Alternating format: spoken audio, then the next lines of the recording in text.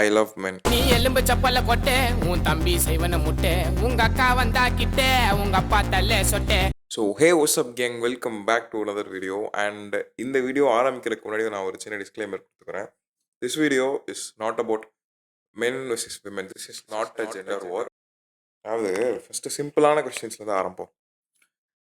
மென்னுனா யார்? Who are men? Who is மென்?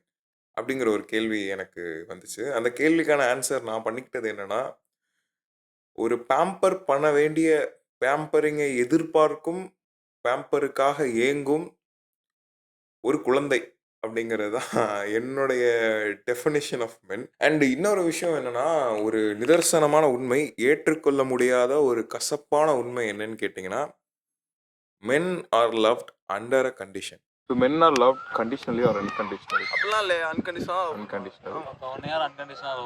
அதுக்கு ஒண்ணு வேணாம். ஓகே, இது நீங்கள் அக்செப்ட் பண்ணிக்க முடியலனாலும் இதுதான் உண்மை. அன்கண்டிஷ்னலாக எந்தவித ஒரு கோட்பாடுகளும் இல்லாமல் ஒரு ஆணை நம்ம வந்து காதலிக்க முடியுமா அப்படின்னு கேட்டால் அது அது அந்த அந்த கான்செப்டே ரொம்ப இதாக இருக்குல்ல. Like men have to provide, men have to protect, men have to be like this, men have to be like தட்னு ஒரு பயங்கரமான ஸ்டீரியோ டைப் இருந்துட்டு இருக்கு. லைக் இப்போ ஒரு ஃபேமிலி இருக்குது, ஒரு ஹஸ்பண்ட் ஒய்ஃப் அண்ட் கிட்ஸ் இருக்கிறாங்க அப்படின்னா, லைக் அந்த அந்த ஒய்ஃப் வந்து ஒர்க் போய் அந்த ஹஸ்பண்ட் வீட்டில் இருந்தாங்க அப்படின்னா, அது வந்து அந்த அந்த பையன் அவன் ஏதோ சரியில்லை போல, அவன் குடிச்சிட்டு தூங்குதான், ஏன் வீட்டில் இருக்கிற வேலைகள் எல்லாம் அந்த ஹஸ்பண்ட் பார்த்துக்கிட்டும், அந்த ஒய்ஃப் வந்து வெளியே போயிட்டு பிரெட் வினராகவும் இருந்துக்கிட்டு அந்த ஃபேமிலி ரன் ஆக முடியாதா? ஏன் அந்த ஒரு ஹஸ்பண்ட் கேரக்டர் வந்து வீட்டோட ஒர்க் பண்ணால் அவங்க அந்த இடத்துல அந்த ஹஸ்பண்ட் கேரக்டரோட மேஸ்குலினிட்டியை அவர் இழந்துடுறாரா?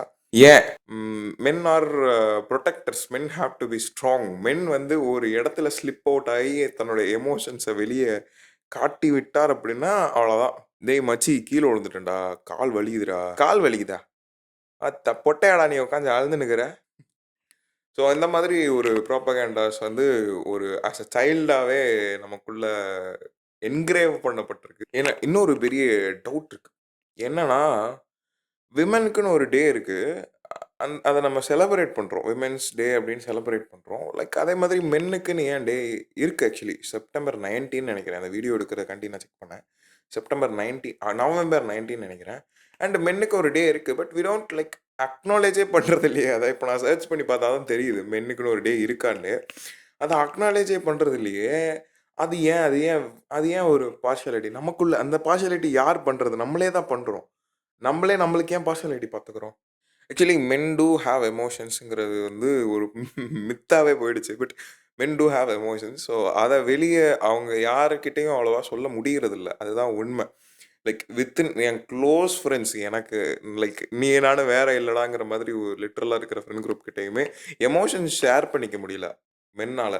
அது வந்து லைக் அது என்ன செய்யும்னா, அந்த எமோஷன்ஸை வந்து சப்ரஸ் பண்ணி அந்த எமோஷனையே நம்ப ஆக்கிரும். அப்படி ஒரு எமோஷனை நம்ம வேலிடேட் பண்ணுறதே இல்லைங்கிறதுனால அதை நம்ப ஆகிரும். அவங்க என்னடான்னா அவங்களோட சோகங்கள், சந்தோஷங்கள், லைக் அந்த ஜெலசி எல்லாமே வெளியே காட்டி பேசி எக்ஸ்பிரஸ் பண்ணிக்கிறத நம்ம பார்க்கும்போதே நமக்கு ஓ அப்படி இருக்கும். லைக் அவங்க கூட லைக் ரிலேஷன்ஷிப்பு, மேரேஜ்ன்னு போகும்போது it would give a heart time for men. Like அவங்க வளர்ந்த விதம் வேற இல்லை. லைக் எமோஷ்னலி நம்ம வளர்ந்தவங்க எங்கே, எமோஷ்னல் எக்ஸ்பிரஷனோட வளர்ந்த அவங்க எங்கங்கிற மாதிரி அது ஒரு ஒரு ஒரு டிலமாவை கிரியேட் பண்ணிடும் அந்த இடத்துல. வி டோன்ட் வேல்யூ அவர் செல்ஃப்ங்கிறத விட we don't know how to value our self. Oh wait have a value அப்படிங்கிற மாதிரி தான் இருக்கும். லைக் அந்த ரியலைசேஷன் மூமெண்ட் ஹிட் பண்ணும்போது அந்த மாதிரி ஒரு ஃபீல் தான் கொடுக்கும். ஏன்னா ஆல்சோ அந்த பவுண்ட்ரிஸ்னு ஒரு விஷயம் இருக்குது. பவுண்ட்ரிஸ் வந்து மென்னுக்கு இருக்கானே ஒரு டவுட் இருக்கும். ஆஸ் அ மென்னா நான் எங்கேயுமே பவுண்டரி பார்த்தது கிடையாது. லைக் என் ஃபோனெல்லாம் இப்போ என் ஃப்ரெண்டுகிட்ட கொடுத்தேன்னா அதில் என்ன, என் ஃபோன் எடுத்து அவன் ஸ்டோரி போடுறது என்ன, என் ஃப்ரெண்ட்ஸுக்கு அவன் சேட் பண்ணுறது என்ன, அந்த அந்த மாதிரி ஒரு பவுண்டரி நான் செட் பண்ணதும் கிடையாது. அந்த பவுண்டரி நான் எதிர்பார்க்கவும் இல்லை. Men who provides for their family is just a men. And a women who provides for her family is a hero. ஏன் இந்த ரெண்டுத்துக்கு நடுவில் ஒரு ஒரு பயாஸ்டான ஒரு ஒப்பீனியன் நமக்குள்ளே இருக்குது, நமக்குள்ளே விதைக்கப்பட்டிருக்குது? எனக்கு என்னவோ இன்னொரு விஷயம் தோணும். என்னென்னா, மென்னை வந்து யாரும், ஆண்களை வந்து யாரும் புரிஞ்சிக்கலையோ அப்படிங்கிற மாதிரி, புரிஞ்சிக்க முடியலையோ, ஆண்களை தவிர வேறு யாராலையும் புரிஞ்சிக்க முடியலையோ அப்படிங்கிற ஒரு ஒரு ஒரு ஐயம் எனக்கு இருக்கு ரொம்ப நாளாவே. காம்ப்ளிமெண்ட் அப்படின்னா என்னன்னு வந்து அவங்களுக்கு தெரியும். மென்னுக்கு வந்து காம்ப்ளிமெண்ட் இஸ் அ மித். காம்ப்ளிமெண்ட்டா? அப்புட்ன்னா? அ என்னைய கடைசியா யாரு காம்ப்ளிமெண்ட் பண்ணா? எப்ப காம்ப்ளிமெண்ட் பண்ணான்னு என்னால அதுவும் வந்து என்னோட ஃபீமேல் ஃபிரெண்ட்ஸ் தான் பண்ணியிருப்பாங்க. மேல் ஃபிரெண்ட்ஸ் பண்ண மாட்டானுங்க. ஆக்சுவலி நான் ஃபர்ஸ்ட்டு எமோஷன்ஸ பத்தி பேசிட்டு இருந்தேன்ல. எமோஷனலி நம்பான ஒரு கேரக்டர்ன்ட்டு. அது நம்ப ஆக்குறதே மேஜரான சில ஈவென்ட்ஸ்னால தான். லைக் நான் எமோஷனலி நம்பா ஒரு ஃபேஸ்ல இருந்தப்போ, அது என்னோட எமோஷனல் அந்த நம்ப்னஸ்க்கு கான்ட்ரிபியூட் பண்ணது என்னன்னு கேட்டீங்க அப்டின்னா, லைக் இப்போ நான் ஒருத்தங்க கிட்ட போயிட்டு நீங்க அழகா இருக்கிறீங்க, நீங்க நல்லா இருக்கு like I am genuinely interested in someone அப்படிங்கிற மாரி இருக்கிற பட்சத்தில, நான் போய் அவங்க கிட்ட நீங்க அழகா இருக்கிறீங்க, நீங்க நல்லா இருக்கிறீங்க, நீங்க நல்லா பாடுறீங்க, நல்லா பேசுறீங்க, உங்களோட டெமெண்டர் நல்லாயிருக்கு, அது நல்லாயிருக்கு, இது நல்லாயிருக்கு. நான் சொன்னேன், வாலண்டியரா போய் சொன்னேன், காம்ப்ளிமெண்ட்ஸ் குடுத்தேன் அப்டின்னா, என்னைய சிம்ப்ன்னு டெர்ம் பண்ணிருவாங்க. அதே மாதிரி நான் அப்படி பேசாம, சரி ஓகே இப்படி சொன்னா தான் சிம்பிள்றானுங்க. நம்ம இப்படியாச்சும் பேசுவோம் அப்படிங்கிற மாரி நார்மலா ஒண்ணுமே அவ்வளவா பேசாம நான் நார்மலான ஒரு கான்வர்சேஷன் வச்சிருந்தேன் அப்படின்னா, நான் வந்து போரிங் இல்லன்னா வந்து இவரு சிக்மா இவரு நம்மட்ட இப்படிலாம் பேச மாட்டாரு அப்படிங்கிற மாரி ஒரு டெர்ம் பண்ணிருவாங்க. இந்த 2த்துக்கும் நடுவுல உள்ள ஃபைன் லைன கண்டுபிடிக்கிறதுக்குள்ளாறக்கே, "ஒத்தா உருவானா உருமா இருவானா போங்கடா" அப்படிங்கிற மாரி ஆயிடுச்சு எனக்கு. And if some Woman R வாட்சிங் விமென்ஸ் ஆர் வாட்சிங் திஸ் வீடியோஸ் தெரிஞ்சுக்கோங்க. இப்படி இப்படி ஒரு விஷயங்கள்லாம் பெண்ணுடைய வாழ்க்கையில டெய்லியும் சந்திக்கிறாங்க. இப்படி ஒரு ப்ராபகேண்டாஸ்குள்ளலாம் மாட்டிக்கிட்டு இருக்காங்கன்னு தெரிஞ்சுக்கோங்க.